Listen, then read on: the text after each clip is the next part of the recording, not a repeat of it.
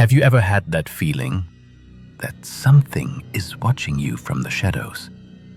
That no matter how safe you think you are, something is just off. You're not alone. Tonight, I bring you 3 terrifying true stories. Stories that were submitted by real people. People who experienced things they still can't explain.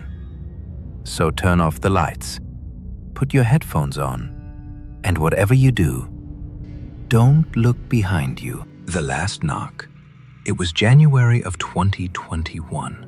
Emma, a college student living off campus, was alone in her apartment while her roommate was away for the weekend.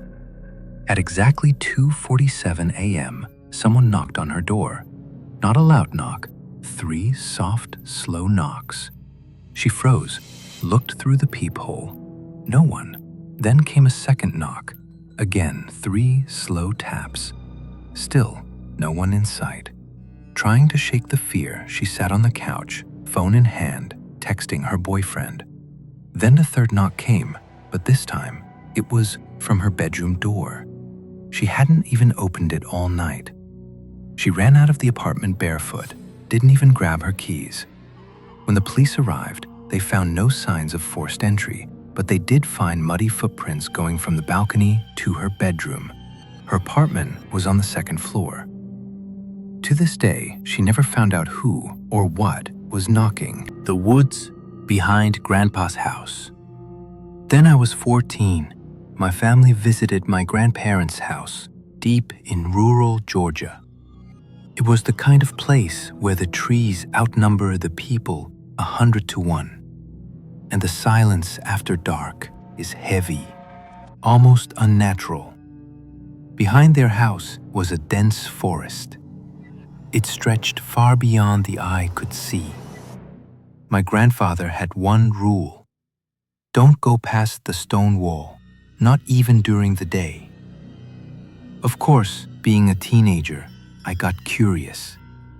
One afternoon, when no one was watching, I climbed over that old wall and stepped into the woods. At first, everything seemed normal. But then I realized something strange. The birds had stopped chirping. There was no wind, no sound at all. And that's when I noticed the clearing. A perfect circle of trees, dead silent, with a single wooden chair placed right in the center, facing away from me. I stood there, frozen. Then I heard a voice, a whisper, a man's voice. It said, "Jake, sit down." My name is Jake. I looked around.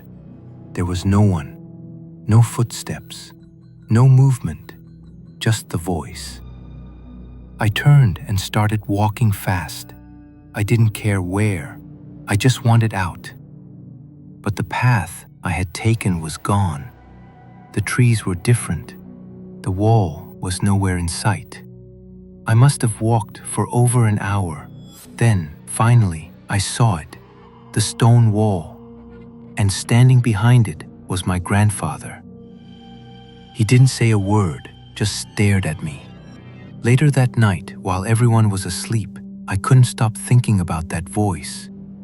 What really chilled me was what it said next, just before I left the clearing.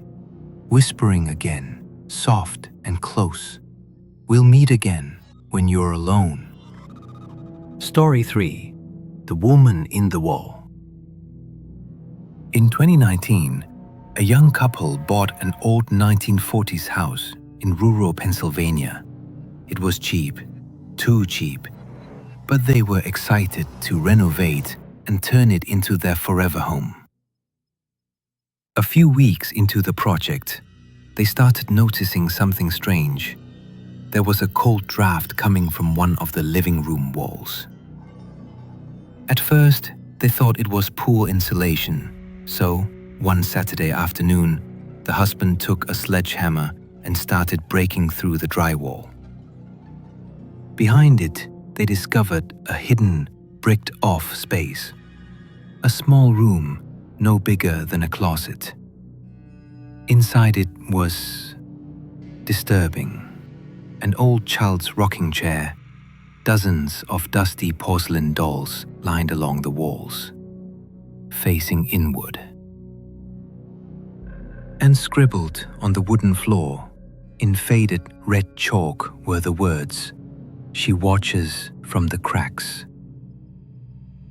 They sealed it back up, told themselves it was just some weird old storage space. But that night, they started hearing scratching sounds behind their bedroom wall. Not mice, not pipes, scratching, fingernails. It would start the moment they turned the lights off and stop the moment they turned them back on. This went on for 3 nights. On the 4th, the wife woke up screaming. There were long red scratches across her back.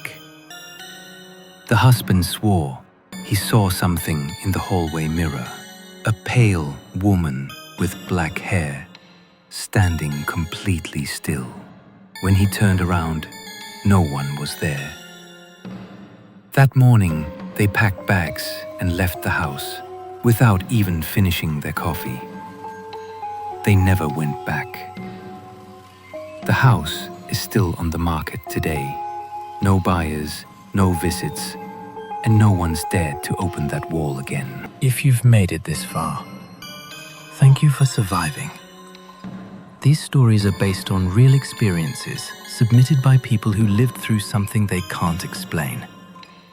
Let me know which one freaked you out the most. Subscribe for more true horror stories. And remember, don't open the door after midnight. You never know who or what might be waiting.